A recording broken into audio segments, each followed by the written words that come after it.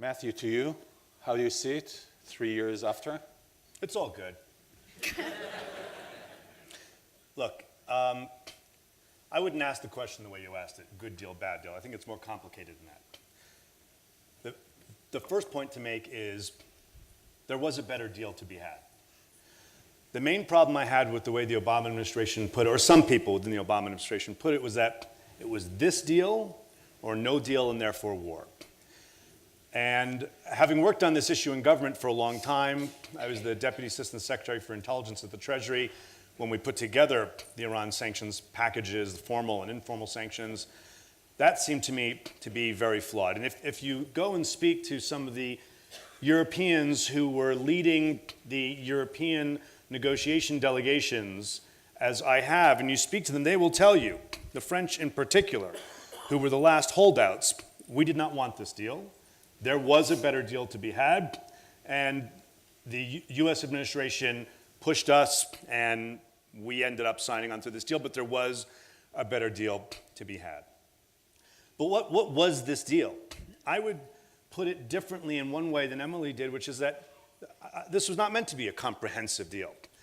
It was a big problem when officials then called it this joint comprehensive deal, but it was never actually intended to be comprehensive. And maybe that's a problem, but what was it intended to do? I think it's important to recognize that when authorities were negotiating this deal, just how close Iran was, how dangerously close Iran was to being able to have a completed nuclear program. Just how much pressure people were under to put a stop to that. That was the primary directive. I have just the same concerns Emily does about the sunset clauses, etc.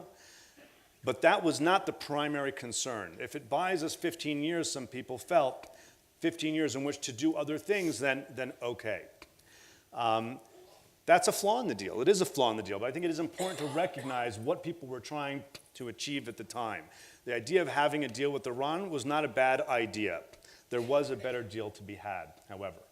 By the way, now where we are, I've been very clear. I was against the US pulling out of the Iran deal for all of its flaws, because I thought that that we did have now this time to, if we chose to, and the issue is we haven't, nobody has, to find other ways to deal with these proliferation nuclear issues we could have, and more to the point, as you suggested just now, all the other things we could have and should have been dealing with throughout this time.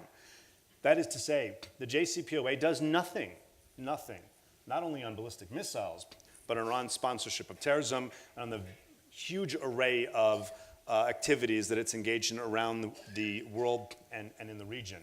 And so it is not a violation of the JCPOA at all for us to take Iran to task for all those activities. However, this now gets to a second flaw in the deal. And maybe this is a sign that the deal was so brilliantly written from a lawyer's perspective, where each side can read the deal in completely opposing terms. When Iran looked at this deal, Iran said, you, the international community, have now committed to reintegrating us fully into the international financial system and to ending all sanctions.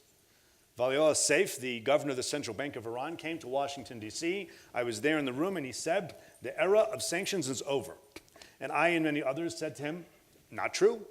The era of proliferation sanctions might be over. But all the other human rights, ballistic missiles, counterterrorism sanctions remain, and it's up to you to change your behavior, in which case there'll be none of these sanctions, and you can be fully integrated into the international community. But it's not the case that the JCPOA gives you a get-out-of-jail-free card where you can continue to do all of these illicit activities and say, no, you committed to doing no sanctions against us. This was an inherent conflict within the deal. And Europeans and others weren't clear as to where they were on this issue. Because so many people were so committed to making the deal work, at the end of the day, despite pledges from Secretary Kerry, Secretary Lew, and others, that we would hold Iran's feet to the fire on terrorism in particular, that did not happen. And that, to me, was a huge, huge flaw in the deal. Separate from whether or not the proliferation aspects of what was a proliferation deal were good enough. And everything Emily said there is spot on.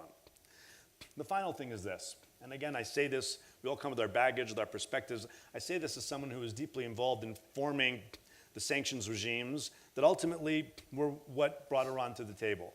And that is that anybody, I feel very strongly, that anybody who felt that this deal was going to change the nature of the regime, was going to so empower the relative moderates, that would change the regime, so by the end of the terms of the JCPOA, it'd all be good, because it'd be an entirely different type of regime. That was just pie in the sky. There's no evidence, none, to say that this was going to change the nature of the regime. And if that's what we were banking on, that too, to me, was a deeply flawed perspective within which we went into the deal.